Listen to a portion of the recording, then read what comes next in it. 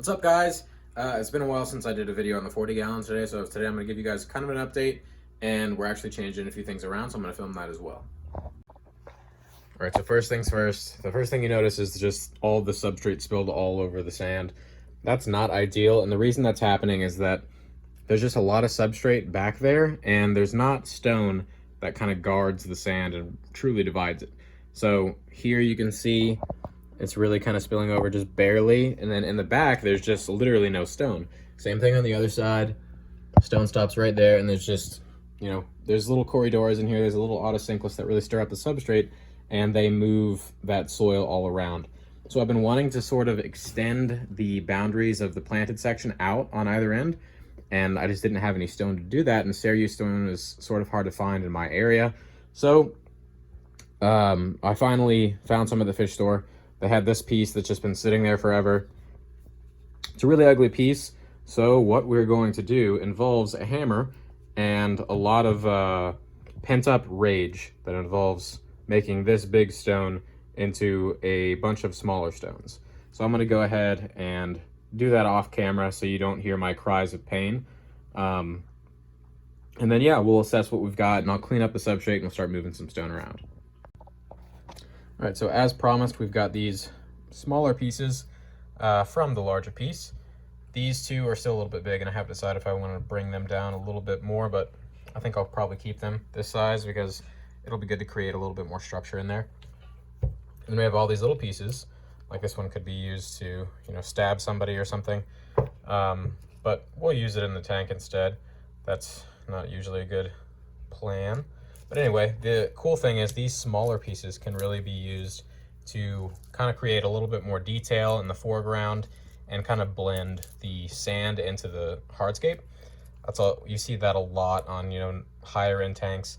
Aquascaping is becoming all about details now, and if you really can't do the details, you can't kind of hang. Doesn't mean you can't create a beautiful tank, but the high end, like the high level stuff is really the devil's in the details. But yeah, so I'm gonna clean up some of this and move some of these stones around and hopefully come up with something a little bit nicer.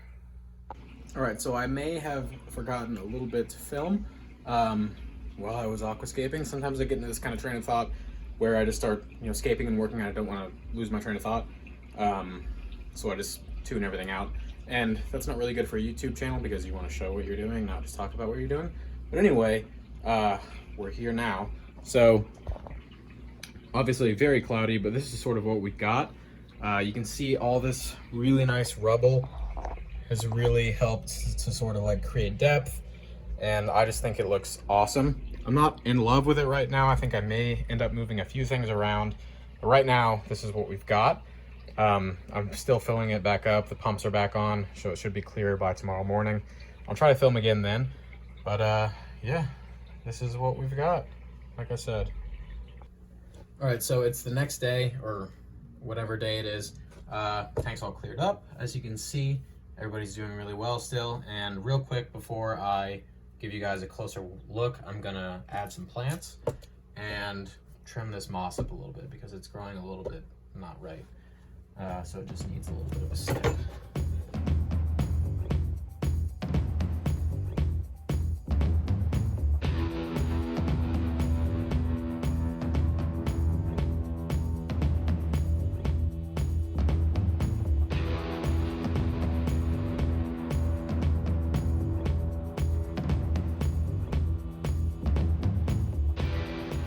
Plant I've got here is a little bit of Pogo Stamen Helferi. Looks like, by the looks of it, it's been sitting on Petco's shelves for quite some time. So I'm just going to try to bury like a good bit of it and leave a good bit of it green above the surface of the substrate, and hopefully it'll take, but we'll see.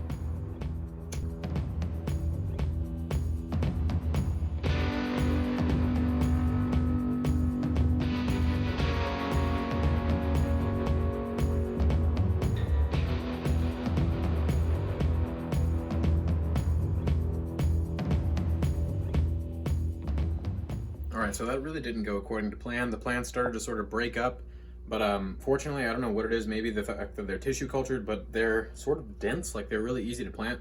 A lot of plants will just float straight up because the planting soil that you use isn't dense itself. This is either stratum or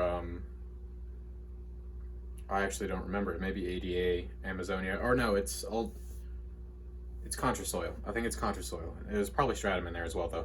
But it's really light, so a lot of times when you plant stuff, it'll just float back up. But these guys kind of just sunk in there. They broke apart a lot, but they did sink. So now when I show you guys, you'll see a lot. I haven't vacuumed at all. But yeah, so back here we've got some. There's a little tiny one there, and I threw another one back there. You can kind of see them munching on it a little. But yeah, I'm gonna have to vacuum out all this excess moss and the leftover soil. And I'm gonna buy some assassin snails to deal with these snails because I'm just really not liking them, and I'm sure they do their part to mess up the substrate as well. But now that the water's all clear and we're done with that, I can give you guys a much better look at the stonework. And I think it is just amazing. I really, really, really like it compared to what I had, especially just this little area of foreground. I think that does a lot to, you know, bring out the scape. Back before, it was just so kind of cramped, like it was just tight at the bottom, and I wasn't a fan of that. But now I feel like there's a lot more room for it to grow in. I know it's not a lot of literal room, but just the scape itself seems a lot bigger. Yeah, other than that, the plants are growing really well. It's really dense back there. And I'm hoping just to keep that going. I'm gonna buy some root tabs to keep the crypts going. I don't want anything to slow down. And hopefully these plants take off and we have like a nice little bush of that stuff. More right here. I'm really wanting the moss to start to take off and look really good. But yeah, over here on this side, we added some more stone as well. You can see there. Obviously that planting substrate needs to be taken up, and you can see the little pygmy corydors pygmaeus schooling around. They're awesome. I really hope once I add some fish, some dithers, like some tetras, they'll come out a lot more, because I was hoping that they'd spend the majority of their time in the foreground, but you can't win them all. But yeah, so that's the 40. It is doing very well. I think it's beautiful. It looks really greenish, yellowy on camera, but that's not what it looks like. I really need to get a good camera so that you guys can actually see how good some of the stuff looks.